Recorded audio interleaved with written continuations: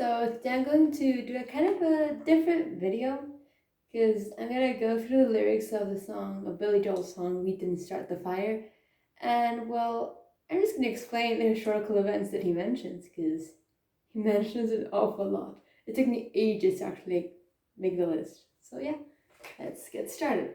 So the song starts in 1949, and the first lyric is Harry Truman.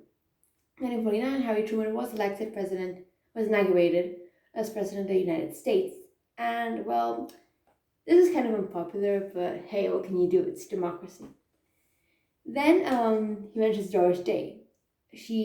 Doris Day, she debuted her album You're My Thrill in August of that year, and she also starred in two movies, My Dream Is Yours and It's a Great Feeling. Billy Joel then goes on to mention Red China, and this is referring to the end of the Chinese Civil War and the founding of the People's Republic of China with Mao Zedong now as president and as Chairman Mao. He mentions Johnny Ray, who that same year, 1949, he got signed onto OK Records. Billy Joel also mentions the South Pacific, which is a musical, and it officially opened on Broadway that same year. Then Walter Winchell, he is mentioned in the song, and he was a gossip columnist who just in 1949 starts attacking the Secretary of Defense. Then, in the last event of 1949 that Billy Joel mentions, he says Joe DiMaggio. That in 1949, it was declared that his heel made him unable to play in an open day. However, on June that same year, he decided, hey, why not? And announced he was going to play, and he absolutely dominated the playing field. Then we go on to 1950. First thing he mentions of that year is Joe McCarthy, in which he began his anti-communist policies that same year, now known as McCarthyism. And he also gave this really famous speech on Lincoln Day. He then goes on to talk about Richard Nixon. Now, Richard Nixon appears again in the song, but this time, in 1950, he's mentioned because that was the same year he officially left the House of Representatives to go join the U.S. Senate as a senator for California. And his campaign started controversy, and this controversy did not leave Nixon for the rest of his political career. Then, Billy Joel, he mentions Studebaker. This was a new model, a car model being produced, and it was extremely popular. And Studebaker, the employment there was at its peak during peacetime. It was a huge success. Then he also mentions television, which was a huge boom in the industry, especially in the 1950 onwards. And although there were some colored movies, some colored programs on TVs, these were less successful also, but in 1950 they were still using black and white, but it was being more and more used. The use of the television was becoming more common. The next thing Billy Joel mentions is the North Korea-South Korea line. And here he is referring to the official start of the Korean War. Well, North Korea invaded South Korea, and North Korea had the backing of the USSR and China. Later on in the war, the US would intervene, but 1915, like right now, he's mentioning how the Korean War actually started. He also mentions Marilyn Monroe, and she was a huge actress, married to Joe DiMaggio actually, and she starred in many movies, but in that year, concretely, The Asphalt Jungle and All About Eve. Then we go on to 1951. 1950s, he does mention them in a lot of detail. So 1950s, first thing he mentions is the Rosenbergs. And these were a couple, Julius and Ethel Rosenberg, who were arrested because they sent H-bomb information to the USSR, and they were charged with espionage that year. And then in the following year, if I'm not mistaken, they got executed. But 1951, that's when they got arrested. Then he mentions the H-bomb. And it was the first ever thermonuclear bomb, and that year was tested for the first time in the Pacific. He then mentions Sugar Ray, and Sugar Ray, he was a boxer, and he officially won the black belt, and he had won it previously, but this time he won it back. And he becomes the middleweight boxing champion of the world. Then Billy Joel goes on to mention Panmunjom, and this was a truce conference that started in the Korean War. And it was with the UN, with North Korean and Chinese officials. Then Billy Joel mentions the actor Brando. He's nominated for an Academy Award, although he loses it. He goes on to win others, but this one he loses it. And it's for his role in the famous role in the Streetcar Named Desire. Then he mentions yet another musical that opened in 1951, and that's The King and I. And he goes on to mention The Catcher in the Rye. That's a rhyme, obviously. And this was a novel by J.D. Salinger, which was published in 1951, and it was extremely controversial and would go on to even be banned in the US. So then we go on to 1952. And the first thing he mentions about 1952 is Eisenhower, and that is because Eisenhower was now president of the US. And he won by a landslide. Well, in 1952, that was when he was elected president, not when he was inaugurated. That would be the next year. But in November, he was elected president by a landslide. He then mentions the vaccine, and it was the second polio vaccine that was tested this year, and it was by Jonas Salk. One of the most important things Billy Joel mentions, and it's in this verse, and it's how, the whole song is important stuff, but the most current one I'd say is this one is quite current, I guess. England's got a new queen. Well, in 1952, George VI of England died, leaving his oldest daughter Elizabeth to take the throne. Now Queen Elizabeth II, and she would become Queen of England. She still is Queen of England, just not so long ago celebrated her 95th birthday and has celebrated her Diamond Jubilee and whatever. And she is only the 8th Queen of England. Some would say the 6th, if they don't count Matilda and Jane Grey. But officially the 8th Queen of England. Then Billy Joel goes on to mention Marciano. He defeated Walcott. They were boxers, and he eventually became the heavyweight boxing champion. Then he also mentions Liberace, and the guy was really popular. He was this pianist, and he opened this show, the Liberace Show, 1952. And he was this, like I said, American pianist, and his sexuality was kind of a matter of controversy. Billy Joel goes on to mention Santayana Goodbye, and well, this is an easy way to say that Santayana he died. He was this philosopher and novelist, and I just find it funny how he says it's Santayana Goodbye. Anyway, he goes on to 1953 now, and first thing he mentions is Joseph Stalin, and famously in 1953 Joseph Stalin would go on to die.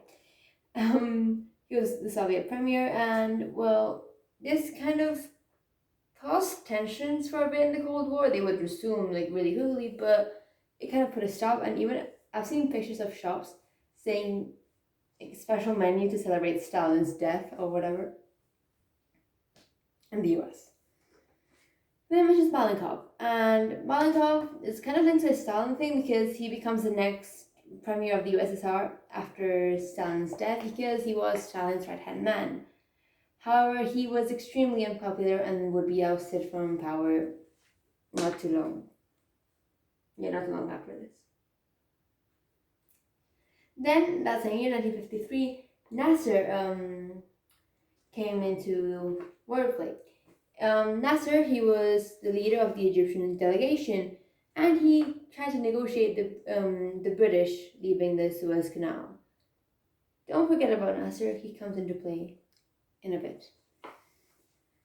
Billy Joel then goes on to mention Prokofiev, and he was this composer who died in 1953. If I'm not mistaken, the same days Stalin died. Then we have Rockefeller. Well, Rockefeller, really famous guy in America, he moved to Arkansas that year and even divorced his wife. Then Campanella is mentioned, and I think he's mentioned later on as well. And he won the second most valuable MVP, like most valuable player MVP award, and he broke yet another baseball record. It's since been broken, but back then he broke it. Then he mentions the Communist Bloc. Um, the Communist Bloc had already been formed after the Yalta and Potsdam conferences, especially after 1948. But then after Stalin's death, it was kind of there was a worker strike in East Germany, and it was kind of weaker. And yeah, this worker strike began the series of events that would gradually weaken this communist bloc, but it wasn't in the short term. I mean, this was 1953. The Soviet Union was collapsed in 1991, so it was very slow. But it marked how there was some opposition, and it became slightly weaker. Then we go on to 1954. First thing Billy Joel mentions is Roy Cohn. He and McCarthy, I've mentioned him before, they were put on trial because they pressured the U.S. Army on behalf of a guy named David Shrine. Then that same year, he mentions Juan Perón, and he was president of Argentina, and this was the last year of his presidency before he was ousted the following year, but he would go on to be president after. And he was a really popular president, and I mean, his wife, Eva, she was the inspiration for the musical Evita, or Evita, or however you pronounce it. Then he mentions Toscanini. This was a composer, and it was his last concert. He suffered a memory lapse, which is mostly said to be a result of a transient ischemic attack, and he would never go on to do a concert again in his life. He didn't die, but it would be his last gig. Yeah. Then he mentions Dacron, and Dacron is a fabric made out of polyethylene, and it started to gain a lot of popularity in the US in 1954. Well, then he mentions the Battle of Dien. He mentioned the line is Dien Bien Phu Falls, and this is referring to the Battle of Dien Bien Phu, and it's one of the battles of the First Indochina War between the French and the Viet Minh, and the Viet Minh won. And although this is not really part of the Vietnam War, you can kind of link it, Then the last thing he mentions of 1954 is Rock Around the Clock, and it's a song by Bill Haley and his Comets. It was recorded in 1954. It will go on to reach number 1 in 1955, but it was recorded in 1954. So, 1955. First thing Billy Joel mentions, Einstein. Well, Einstein, he was this German physicist who was a Jew, and he died that year, 1955. He then goes on to mention James Dean, who starred in the movie that same year, Rebel Without a Cause. Shortly after his starring role in this movie, he died. I know, and he was nominated posthumously for an Academy Award, which I cannot for the life of me remember if he won it. I don't think he did, but at least it was nominated after his death. Then we have the line, Brooklyn's got a winning team. And this is referring to the Brooklyn Dodgers. They are mentioned again later in the song. Because they kept on facing the New York Yankees and losing time and time again. But this time they won. They won a 7-game series. Impressive, if I may say so myself, despite me not knowing anything about baseball. Then we have Davy Crockett. You can actually watch this. It's on Disney Plus right now. Shocking, I know. But the series Davy Crockett, King of the Wild Frontier was released, and it was a 5-part series, and the first 3 installments were edited together into this film. And you may know this as Davy Crockett, King of the Wild Frontier, or you may also know this as the Ballad of Davy Crockett. He then goes on to mention Peter Pan, and is referring to the hit musical Not the musical itself, but because the musical was translated into television. It reached an audience of 65 million, which is really impressive. Then he mentions Elvis Presley. And in 1955, he signed a contract with RCA Victor. And he was popular before, but by this point, he's really starting shooting into fame. And shortly after this, he would gain the title the King of Rock and Roll. Then, last thing he mentions in 1955 is Disneyland. And well, Disneyland officially opened in California in 1955, and it cost $17 million, which adjusted for inflation is quite a lot of money. I'm not saying that $17 million isn't a lot of money, but you get me. Then we have 1956. The first thing he mentions is Bardot. She was this French actress, and she starred in a really controversial movie called And God Created Woman. Obviously, it's in French, the original movie, but that's the English translation. And after this, she became this sex symbol. Billy Joel also then goes on to mention Budapest. And here he is referring to the Hungarian Revolution, which was against Soviet policies. This was directed by Khrushchev, although he wasn't technically in power by then. And this Hungarian Revolution was suppressed extremely violently with tanks. There's pictures of this actually. There's a really famous picture of this girl. I think she was 15 at the time, holding a gun in the Hungarian Revolution. Then, 1956, he goes on to mention the Alabama, and well, by name you may not really associate it with anything, but what if I said the Montgomery bus boycott? That's more famous, like that name. Well, it's referring with this boycott of the buses. I mean, you can kind of get it from the name. After Rosa Parks refused to give up her seat. And it was led by Martin Luther King Jr. and ended with the Supreme Court ruling segregation on buses was unconstitutional.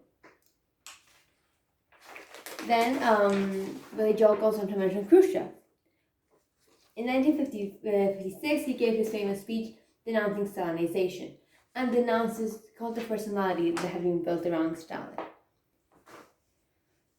In 1958 onwards, he would go on to begin this policy of desalinization, but again, this is not yet. This is just the speech, the famous secret speech. Then Billy Joel goes on to mention Princess Grace. Actress Grace Kelly, she left Hollywood and married the Prince of Monaco. Then, because her name was Grace, and she married a prince, she was now Princess Grace. Literally, it's not even a nickname, it's her actual title. And then he mentions Peyton Place. This was a novel by Grace Metalius, and again, really controversial. A lot of the novels mentioned here are controversial. That's why they stood out. And well, it's because of the liberal attitudes towards women and their sexual role. And the last thing he mentions in 1956 is traveling the Suez. Remember I mentioned Nasser and I told you to remember him? Well, Nasser said, yeah, enough's enough. I'm going to nationalize the Suez Canal. And this period is now known as the Suez Crisis. And well, Egypt was going to be invaded by France, by Israel, and by the United Kingdom. Then we go on to 1957. First thing he mentions is Little Rock.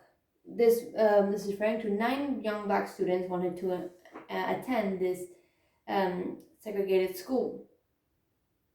And well, the police and the National Guard were sent to stop them in Little Rock. Hence, the name.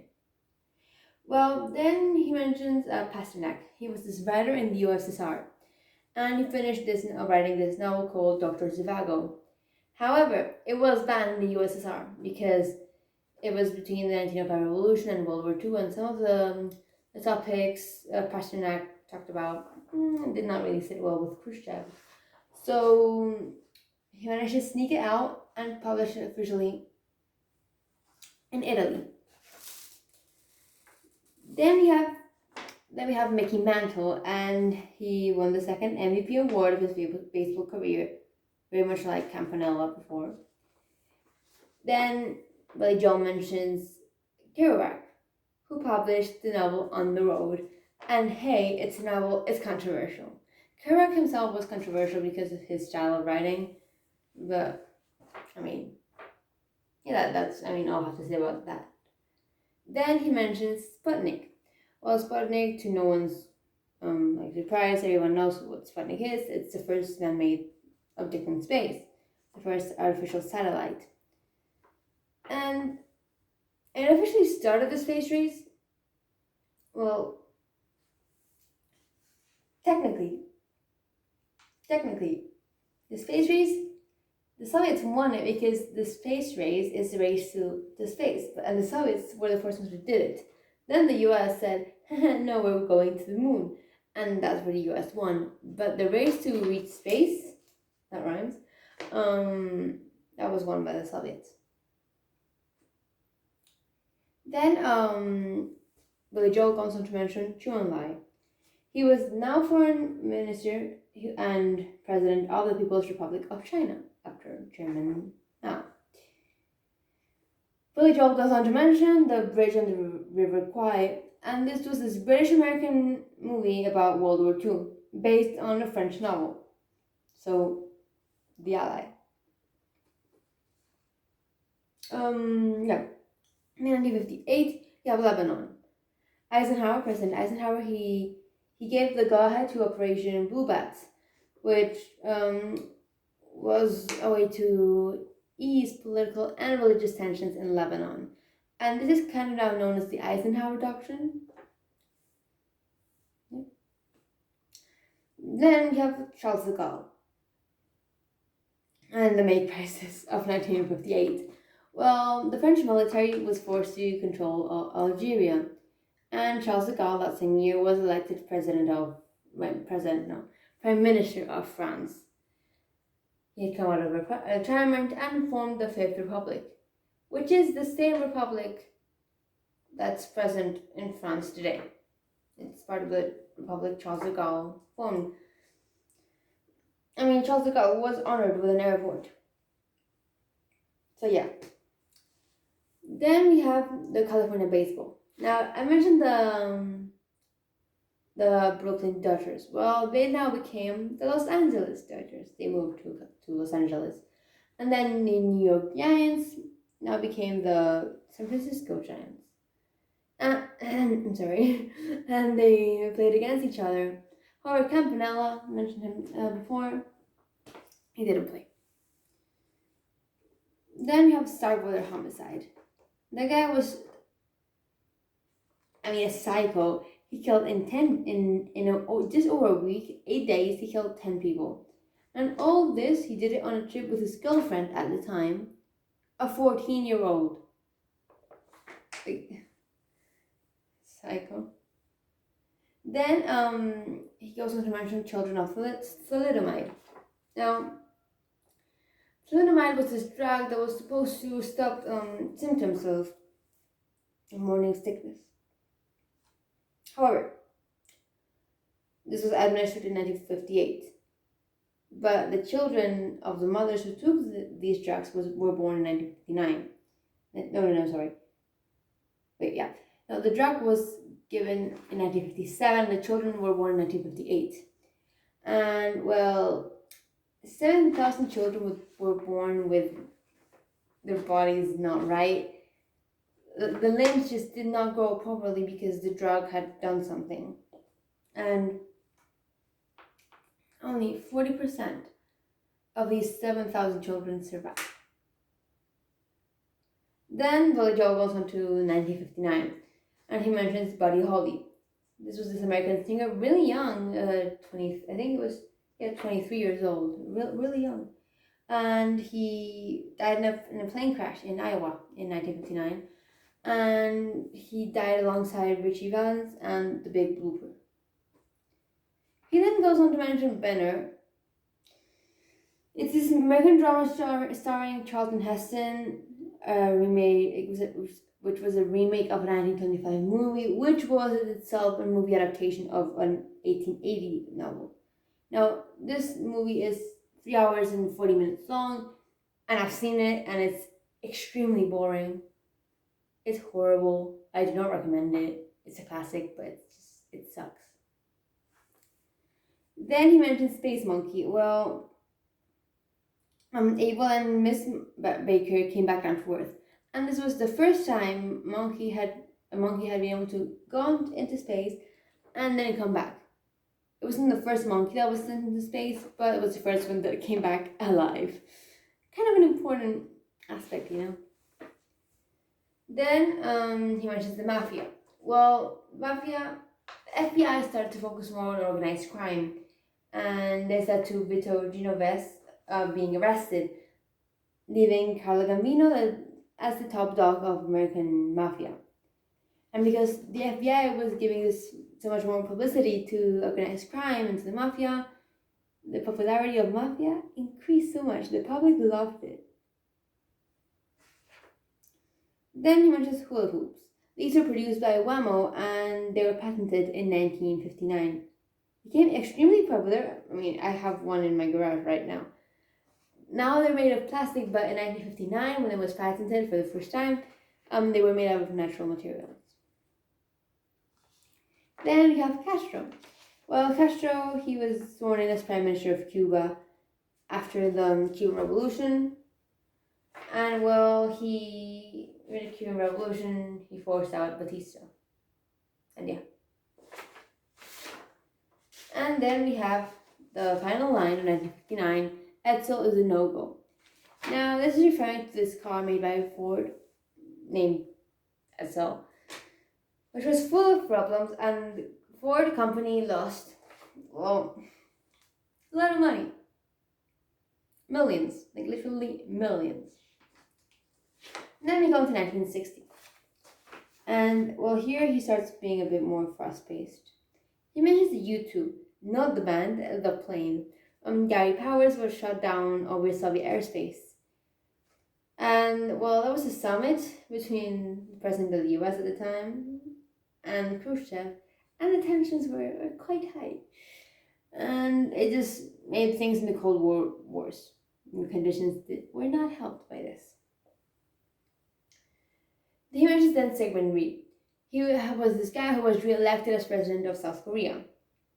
The only reason he won was because his opponent kind of died mere days before the voting, the elections itself.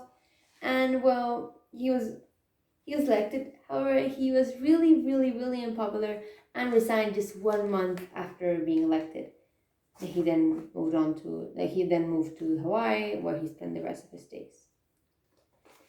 Billy Joel then mentions payola, and payola it's this practice of bribing someone for an official promotion, which sparked huge controversy in DJs, and because, well, a lot of promos giving like bribes, like, hey, promote my song.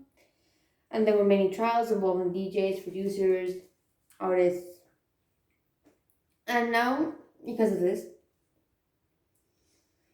and it kind of still happens, but because of this, they changed it so that DJs couldn't choose the songs. It was people higher up to prevent them from being bribed. Although, like I said, it still happens. He then mentions Chubby Checker, who released in 1960 the song The Twist, which made rock and roll really popular amongst adults and peaked at #1. And I'm not going to sing it because I'm a terrible singer, but it's this really famous song about The Twist. Then, I've skipped one thing. I've skipped Kennedy, kind of a big one. Between payola and Chubby Checker, he mentions Kennedy. And he was elected the 35th president of the United States, who defeated Nixon.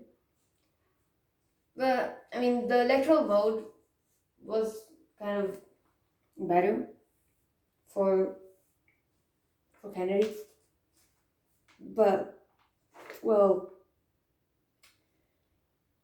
the popular vote was, I mean, the electoral vote, yeah, like I said, it was kind of fine, but the popular vote was very narrow. He won it, but not by that much. Then after Chubby Checker, he mentions Psycho, which was based in a book, and Alfred Hitchcock made an adaptation of horror and suspense. Brilliant movie, I've seen it, really good, highly recommended. And it sparked the Bates Motel series, but not really relevant right now. The movie Psycho is better, I think. Then we have the Belgians in the Congo incident. This is referring to the Congo gaining independence in 1960 and the official start of the Congo crisis.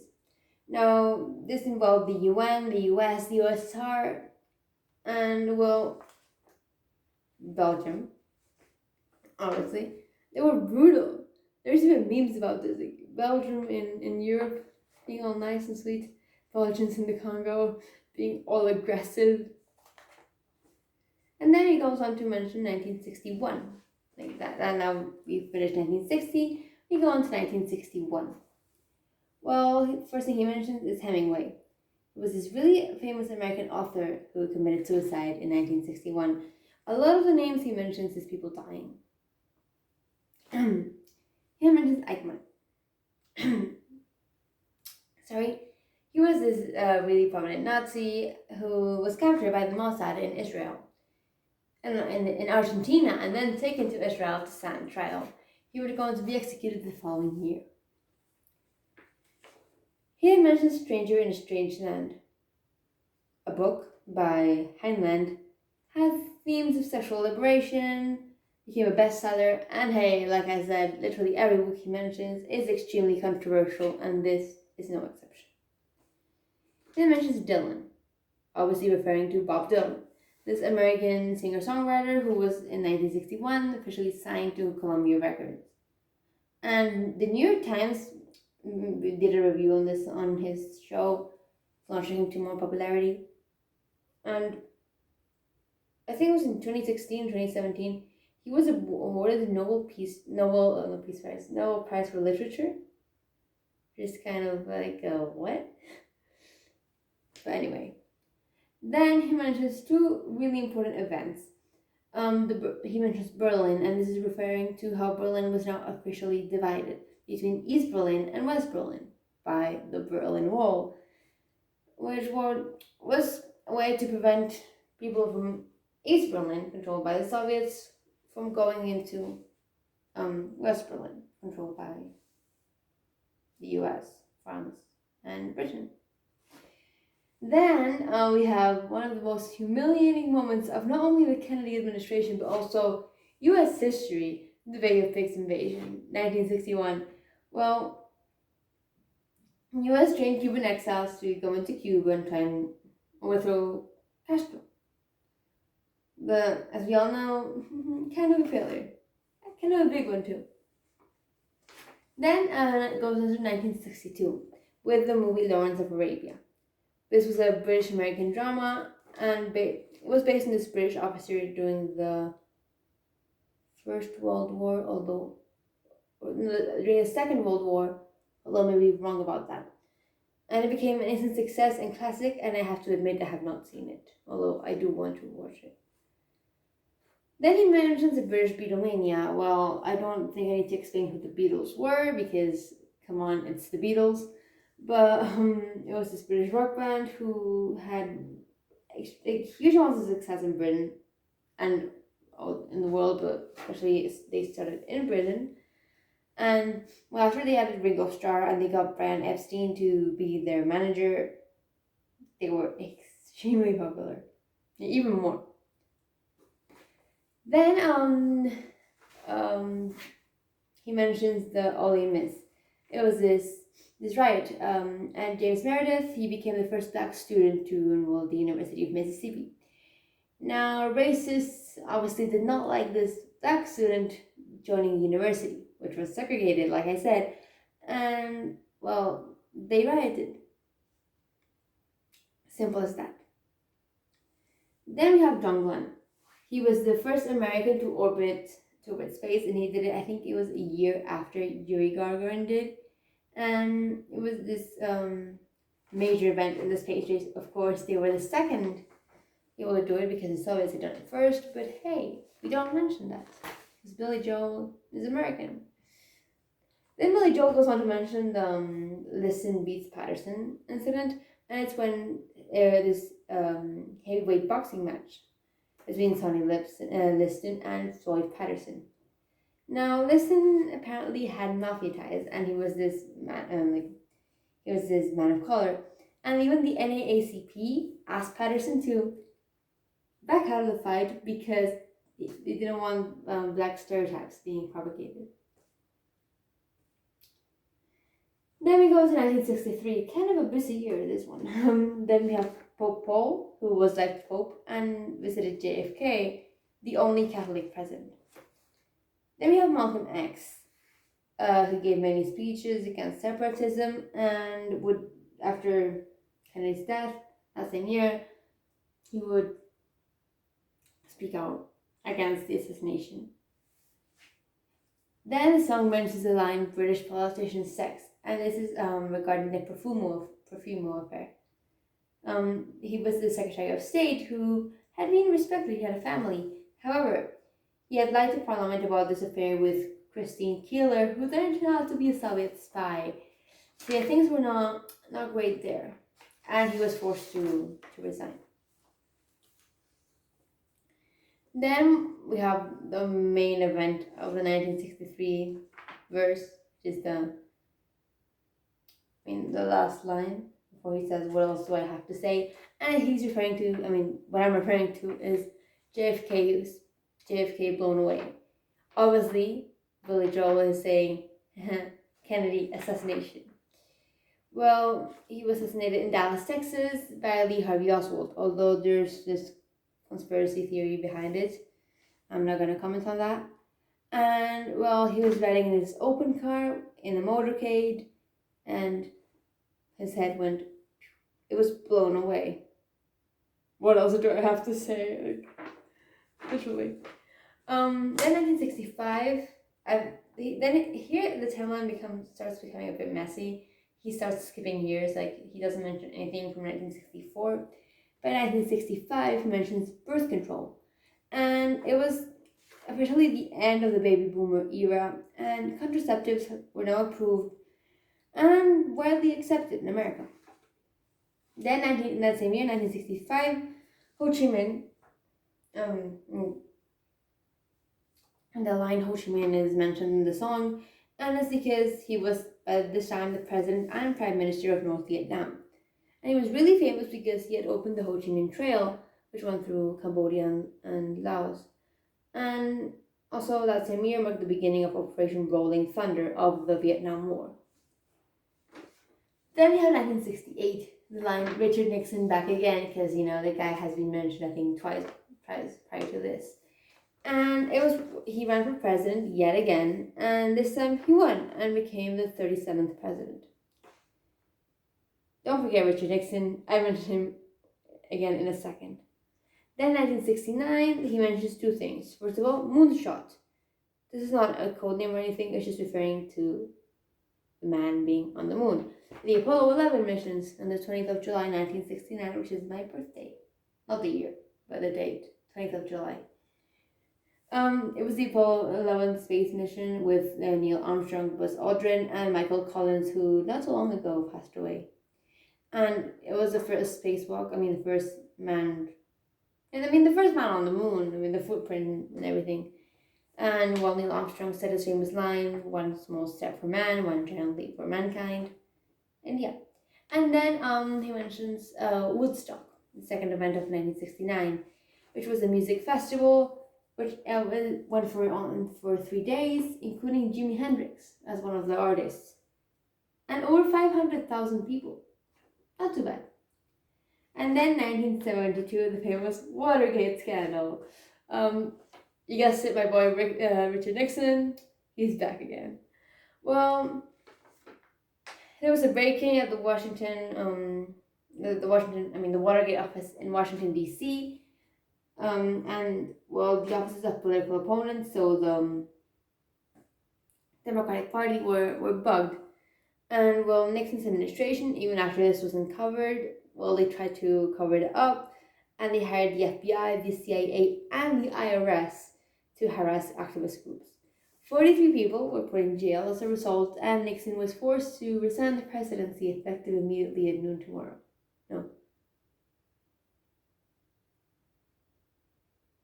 Well, yeah, I was trying to quote Nixon. Anyway, I think I messed it up. Anyway, unimportant. Anyway, no, pardon. And he is the first and currently the only president to have resigned. And yeah, then we jump into a time period, not a concrete year, 1974 to 1975.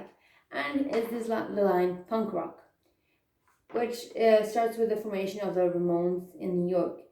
And it's rock and roll essentially, but faster, louder, and shorter. And well, then they formed the Sex Pistols in 1975. Then there was a jump to 1977.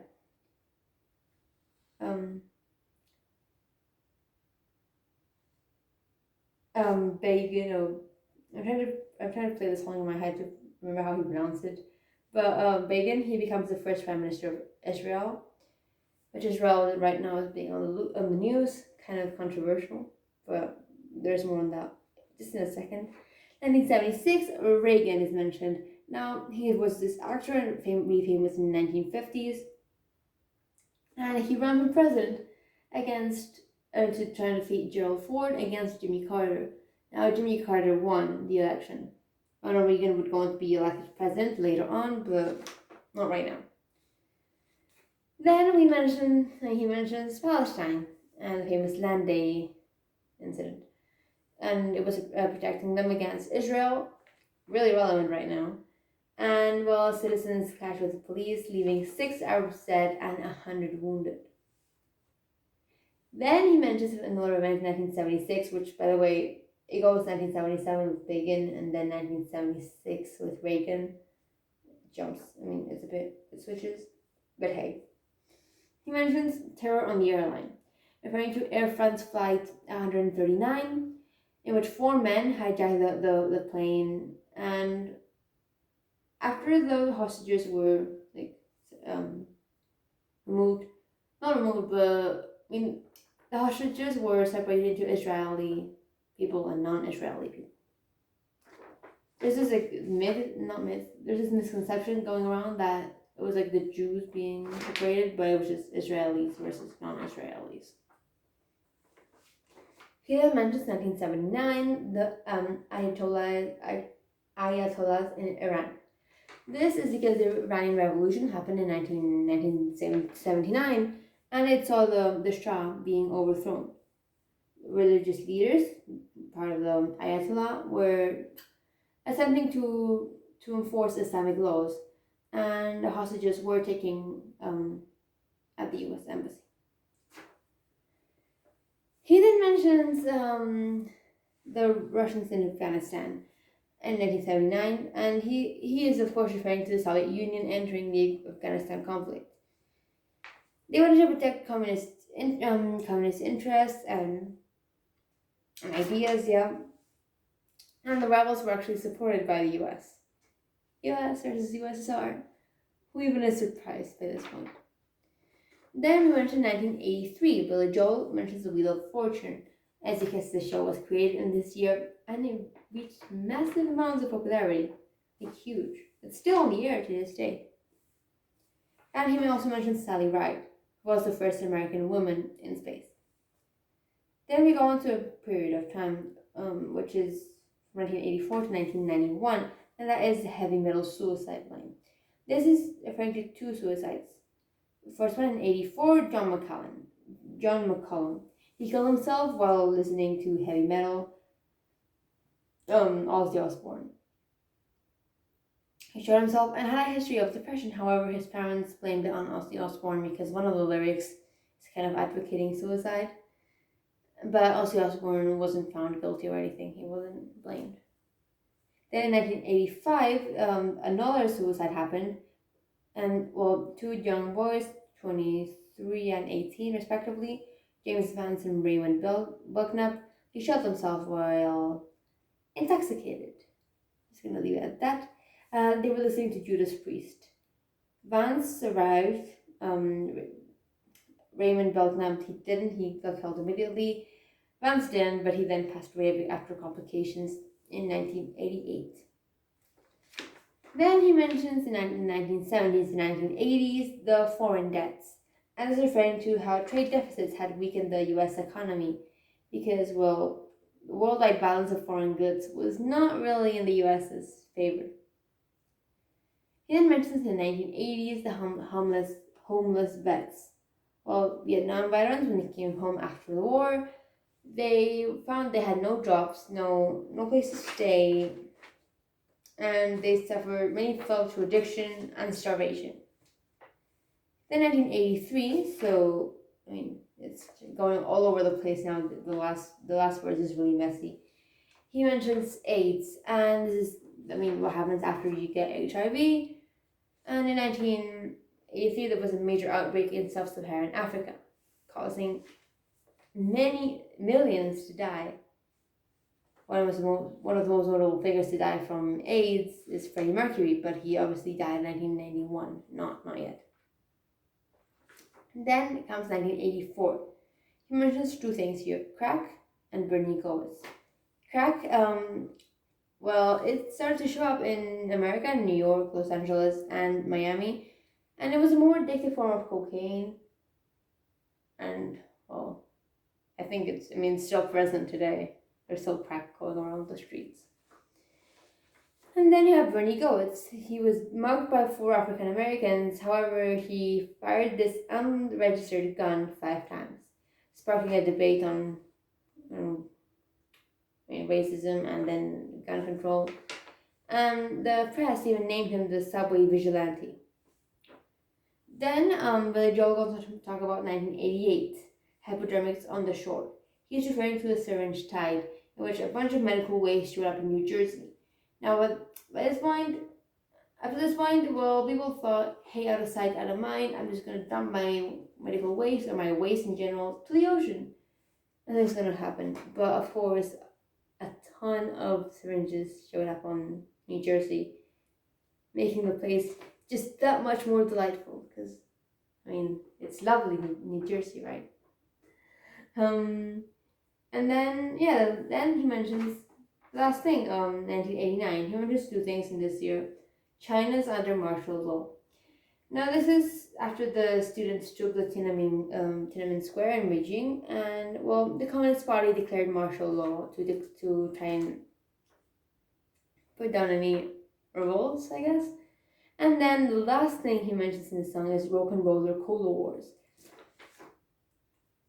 Pepsi versus Coca-Cola. What else can I say? And well, they use celebrities in their commercials with Paula Abdul in the Coca-Cola side and Michael Jackson in the Pepsi side.